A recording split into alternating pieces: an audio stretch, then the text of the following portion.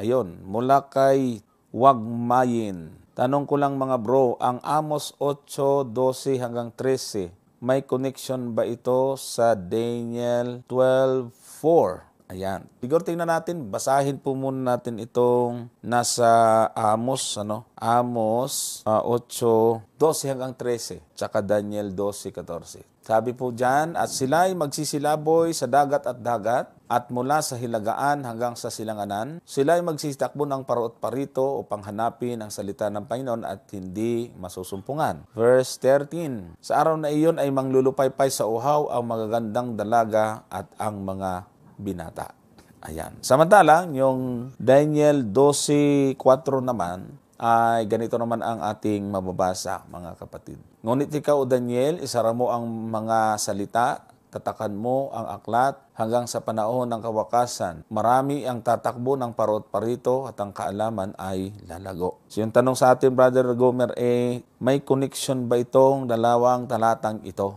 Ayan. So, yung Amos po kasi, mga kapatid, ito ay may kinalaman doon sa, pakibalikan nga natin yung Amos 8. Ito po ay may kinalaman doon sa mangyayari na magkakaroon ng taggutom. Simulan nga natin sa 11. Narito ang mga araw ay dumarating, sabi ng Panginoong Diyos, na ikaw, na ako'y magpapasapit ng kagutom sa lupain. Hindi kagutom sa tinapay o kauhawan man dahil sa tubig, kundi sa pagkarinig ng salita ng Panginoon. So, ibig sabihin, yung sabi sa talatang 12 na sila po ay, ayan, magsisilaboy sa dagat at dagat, mula sa hilagan hanggang silanganan, magsisitabong ng paraot parito, ay ang dahilan nila ay para hanapin ang salita ng Panginoon pero hindi naman sa sumpungan. Ito po yung tinatawag po nating mangyayari na close of probation. Yan. Samantalang yung Daniel 12:4, ito po ay signs of the times. Brother Gomer, tama ba?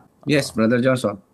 Tama, no? Yung palatandaan yan na ang pagtatakbo ng paruot parito ay hindi para hanapin yung salita ng Diyos dyan sa Daniel, kundi ito po ay katuparan ng prophecy, yung pag ng technology. Ayan. Sige, Brother Gomer. So, doon sa tanong, Brother Johnson, ay wala po siyang connection actually. Actually, kung tinignan mo yung Amos, sangayon po sa ating komentary, ay mas nakakonekta po siya doon sa unang hari 12. So, yan po yung kumbaga ay, kung titingnan po ninyo kasi sa Amos, ang sabi dito ito ay hula ng ng pagkawasak ng Israel. So, of course, ganun ang mangyayari dahil nga mawawasak ang bayang Israel. Kaya yun yung hinuhulaan doon yun yung mangyayari sa 12.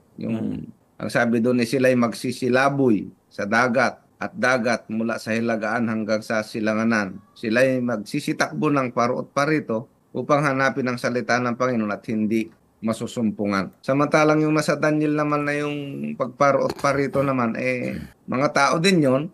Kaya lang, ang sabi doon ay yung kaalaman naman doon ay lalago. Ibig sabihin, ang tinutukoy naman yung huling panahon, Brother Johnson. So, doon sa tanong kung may connection, ay wala po siyang connection siguro, Brother Johnson. Okay.